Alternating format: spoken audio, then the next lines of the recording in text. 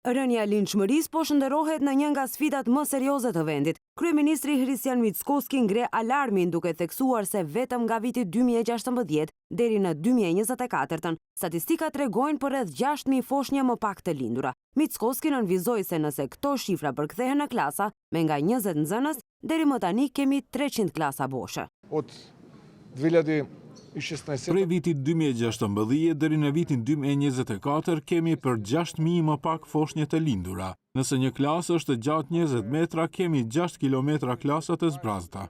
Kështu duket zhdukja e një kombi. Nëse për dikënd kjo nuk është e qartë, unë do të doja përmes numrave ta them, sado që të kritikohem, unë do të vazhdoj ta them këtë, sepse për kot bëjmë çerdhe, shkolla, kënd lojrash, edhe rrugë, bulevarde, autostrada dhe gjithçka.